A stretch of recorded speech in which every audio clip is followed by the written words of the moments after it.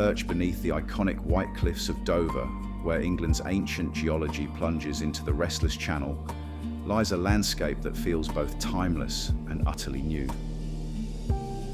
This is Samphire Hoe, a unique testament to human ingenuity, ecological resilience, and the surprising beauty that can emerge from the ambition of an engineering marvel. It is a place literally born from the earth, a modern marvel forged from the deepest secrets of Kent. In 1994, Eurotunnel and the Dover Express launched a public contest to name the land created by the Channel Tunnel project. Gillian Janaway's winning entry, Samphire Hoe, cleverly blended the name of the rock samphire plant, historically harvested from the cliffs, with the archaic term hoe, meaning a coastal promontory.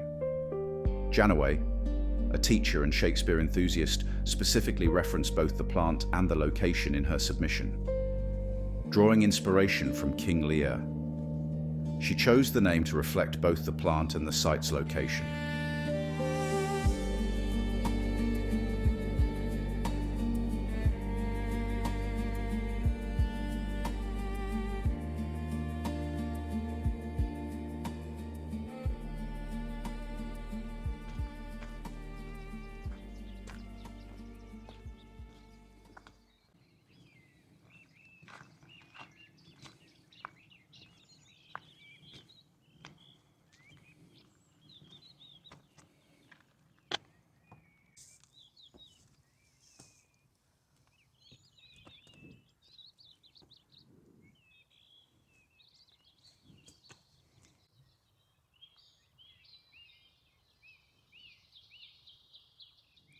Oh, this is turning out to be an absolutely gorgeous day. It's still only about, I think it's about 8 a.m. I left quite early, and if I've put the small clips of me driving down here, you'll see it was actually quite foggy, very misty when I left, but no problem. Well worth it. You know, I'm getting up in the dark now and traveling in the dark, but when you get here and see this view, it's absolutely outstanding. Unfortunately, the sun's very low in the sky at the moment, so I cannot turn the camera around to face out to sea that way. So I'll do the best I can with the footage. And as you can see, I'm absolutely surrounded by cows, but they're all friendly. They won't even move out of the way for me. I'm moving out of the way of them. But so what I'll do, as I start this walk, I'm going to give you a little bit of history on this fascinating place.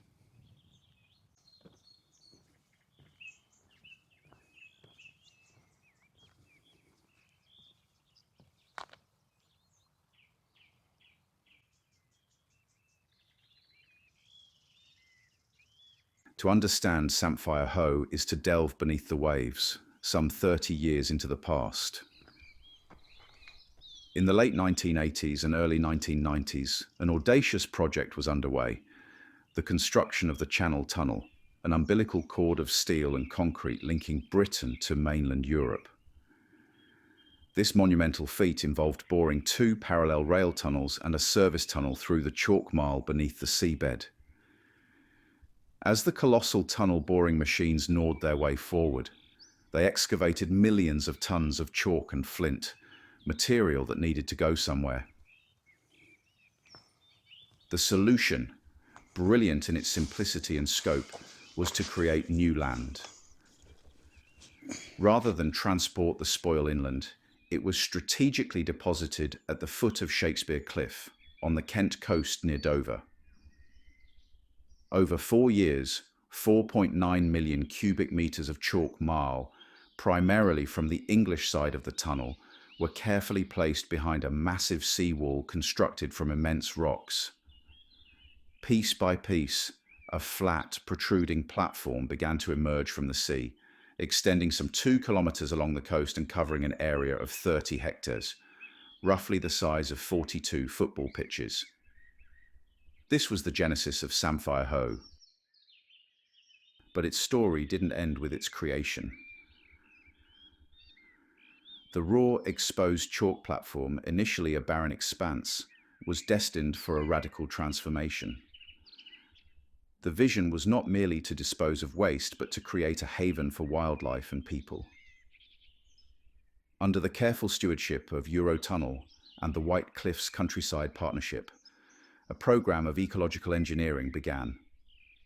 The flat surface was contoured to create variety, topsoil was brought in, and native seeds were sown. Nature, with a helping hand, began its remarkable work of reclamation.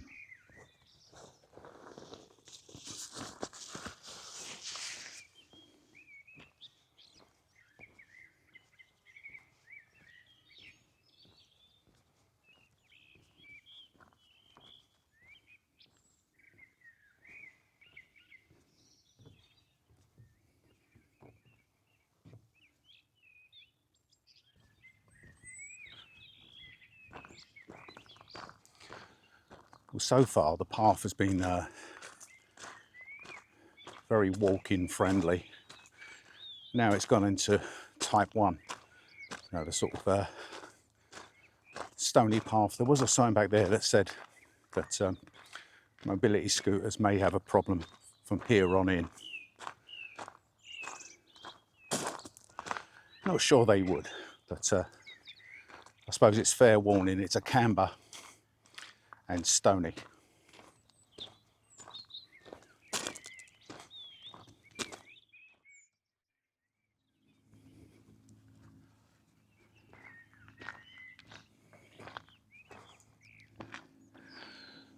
Well, I seem to have the place to myself at the moment. I have met one other couple, but I mean, it is early. It is a Friday, so it's a weekday, work day, school day. How I prefer coming out and getting my footage when it's nice and quiet. Dover Port is just down to the left-hand side, but like I said earlier, unfortunately I can't film in that direction. It's an absolute whiteout. The sun is very, very low. Once it's swept around a little bit, I'm hoping to be able to get some footage in that direction. So what it is, from the car park, it's about a 1 mile walk along this gravel path where you're cutting through the nature reserve.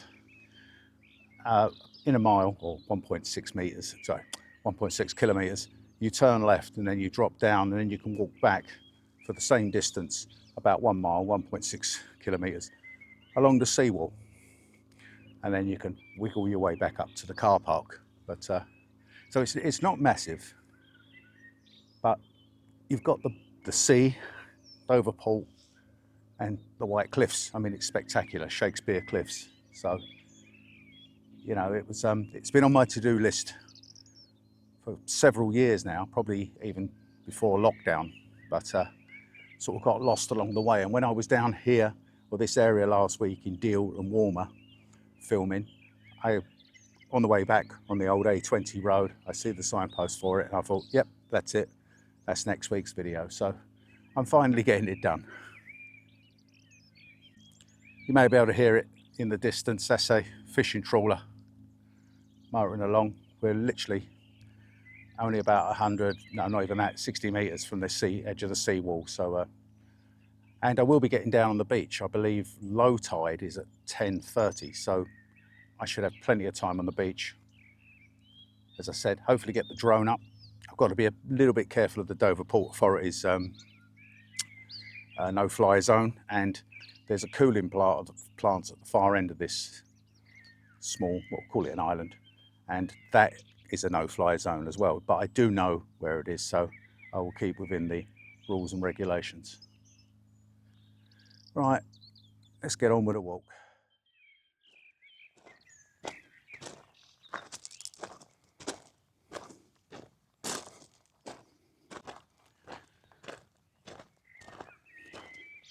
There's quite a few motor cruisers coming past now.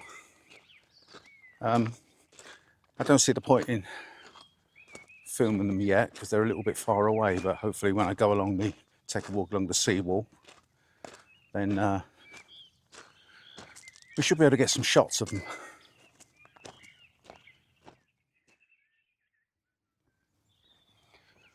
Well, I'm on a gradual descent now, and as you can see, the views have really opened up. You've got the coastline bending round down there. You can see the beach and the cove, and what looks like a motor launch anchored up. The sea is an absolutely beautiful colour of sort of teal, turquoise, quite calm at the moment.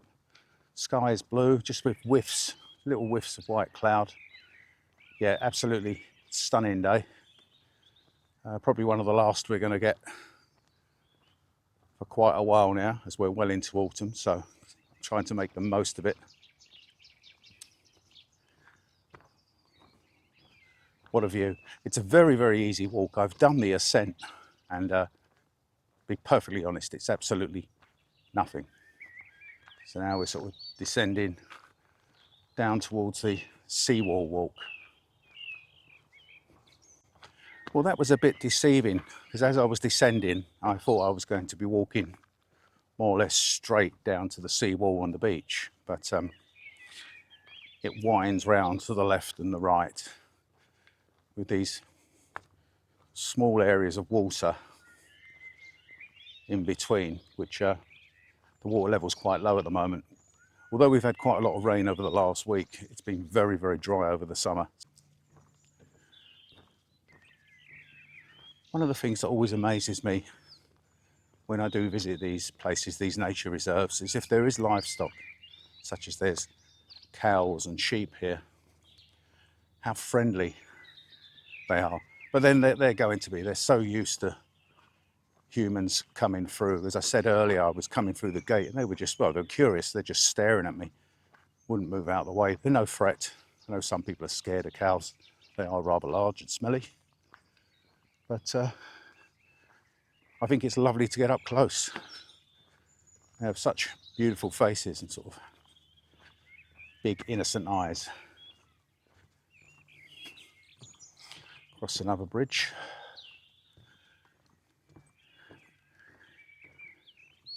I think there's some ducks in the small pond over the other side here, but that bridge at the moment, it's all dry under it.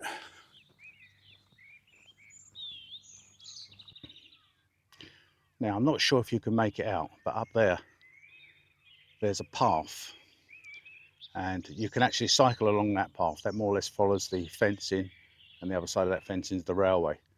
So if you wanted to bring your bike, you can cycle down there and then go along the seawall path, but you can't take your bike on this path.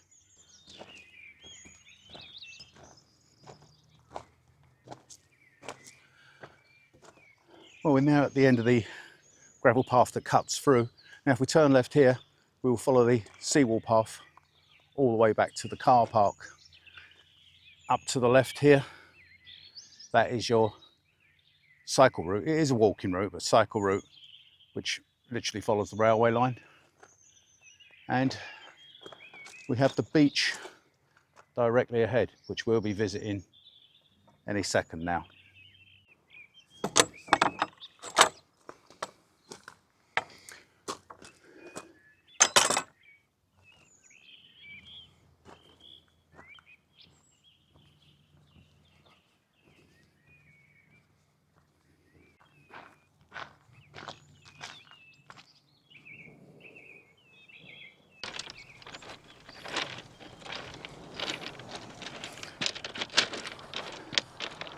Well, this is absolutely stunning. I've got the whole beach to myself for literally miles. It's sort of like a secret beach. I think I need to have a 5-minute sit down, have a drink of water, and I might get the drone up at this point, being as there's no one about.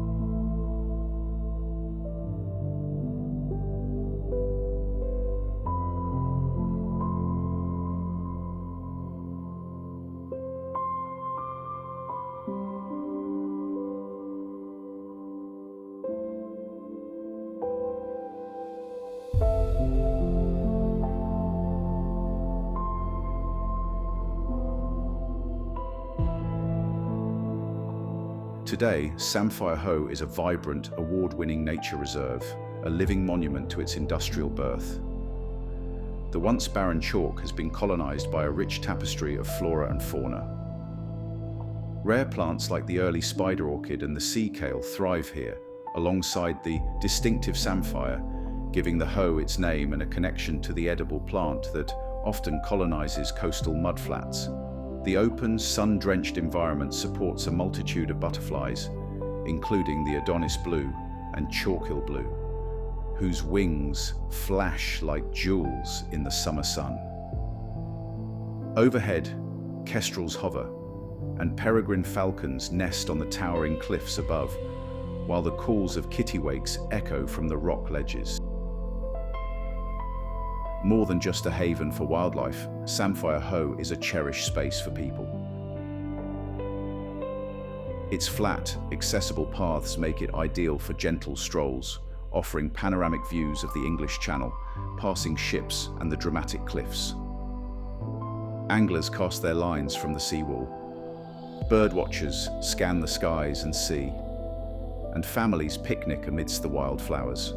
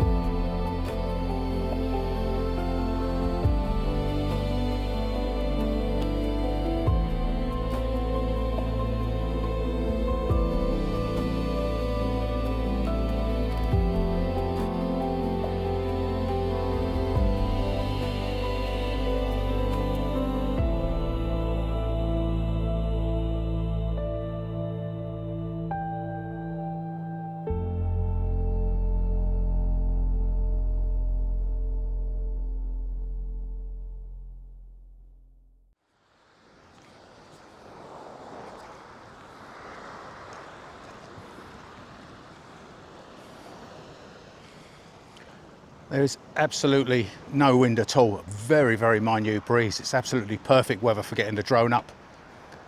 So I really am pleased I've come out today.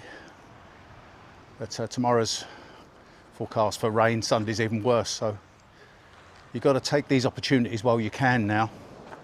It's not guaranteed. I still can't film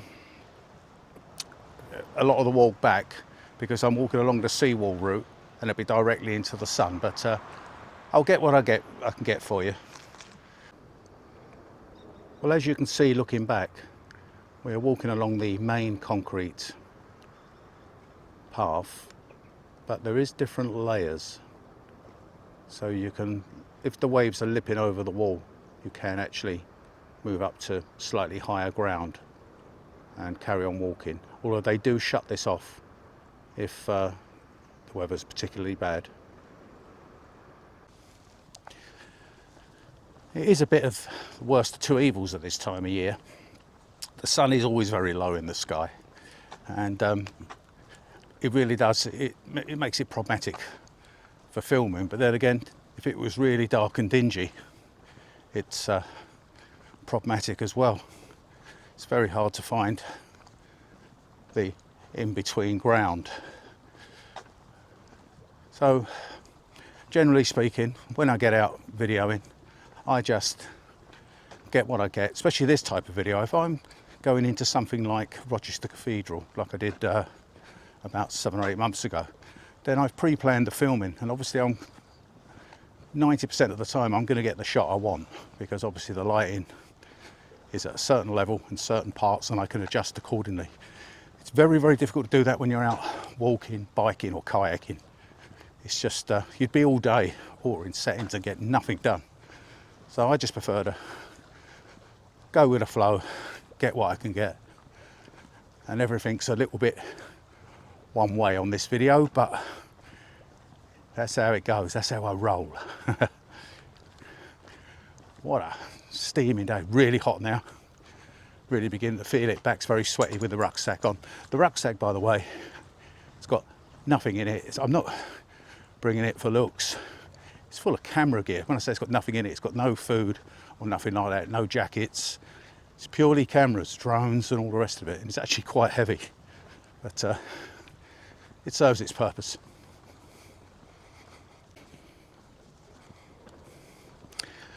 Now I can see France in the distance. France is very clear, well, through the haze.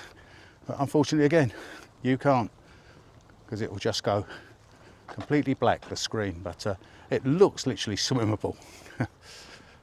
So, always on a clear day down this way, you can see the French coastline, and vice versa.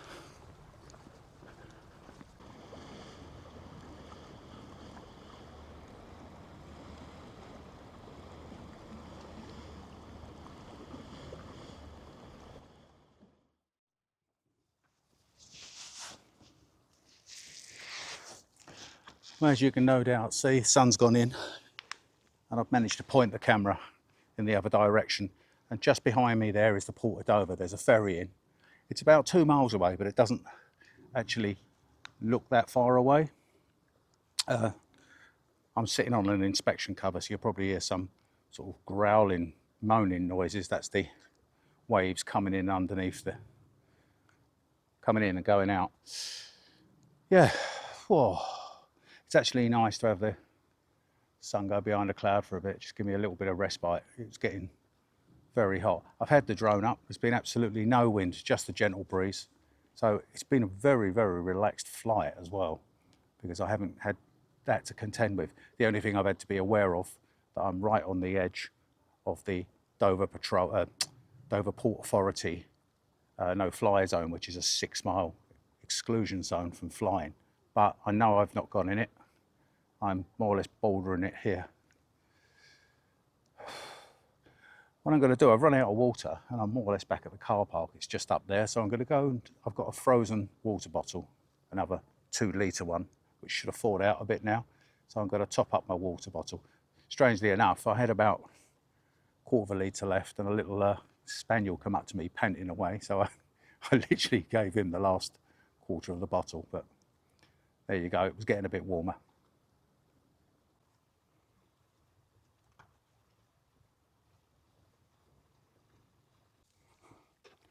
We're now zigzagging up a concrete path, so we're ascending from the seawall walk back towards the car park. And the people up the top there are just starting the walk. And all we've done effectively is walk through the centre of the nature reserve, down on the beach, down to the seawall, and follow the seawall back. So just done a circuit, a 2-mile, just over 2-mile circuit.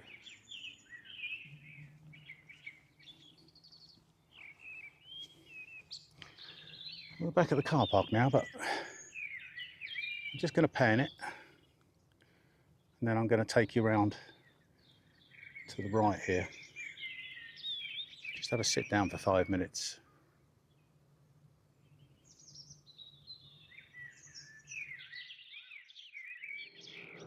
You probably can't see that, you can hear it.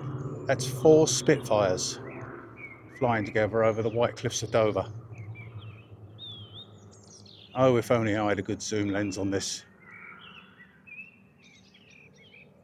You can probably still hear him. There's one of them now, there was 4. And he's doing all sorts of loops over the cliffs. And it's absolutely pointless me trying to capture him on video. I just haven't got the zoom capacity on this camera. Such a shame. I'm quite used to seeing the Spitfire. I mean, one, he flies over where I live literally 2-3 times a day at this time of year. Obviously less in the winter, although you've still got to take it up just to give it a run. So I'm very used to the Spitfire flying over the Darren Valley, but to actually see 4, all right, 1 now, flying over the White Cliffs of Dover, very special. And what I'm going to do, I'm going to grab myself a coffee, find myself a bench, and then sit down and watch the Spitfire for a while.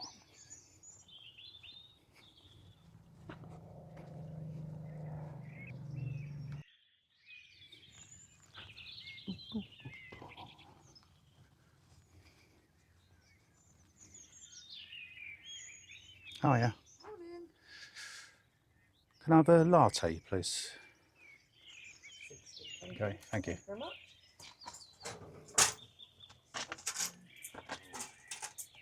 Okay. That's lovely. Lovely. Thanks a lot. Thanks very much. Bye now.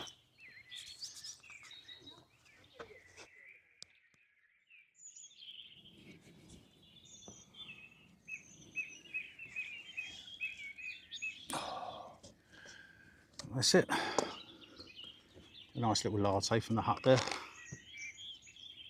Have this, and I might sort of take myself back on that path again and just have a sit down and just relax and just look out to sea for a bit. I haven't got a clue what the time is. Oh, nose is blocked, but I don't know. I was going to hazard a guess. It won't be midday yet. I was down here early, but I'll let you know when I next come back on. Anyway, I'm going to sit here, drink this, enjoy the views. I'll bring you back in a minute.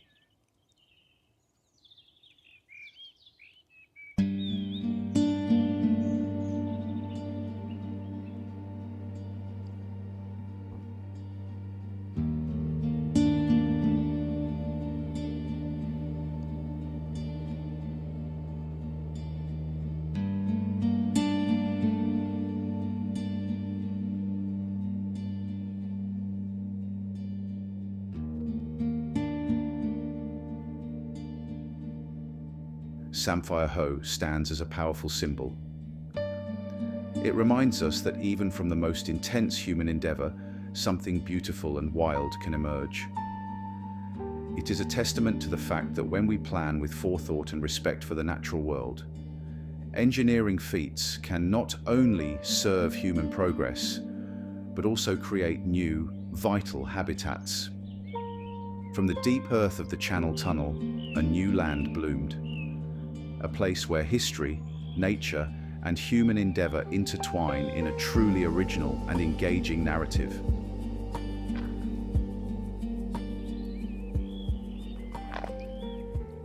Well, that just about wraps it up, folks.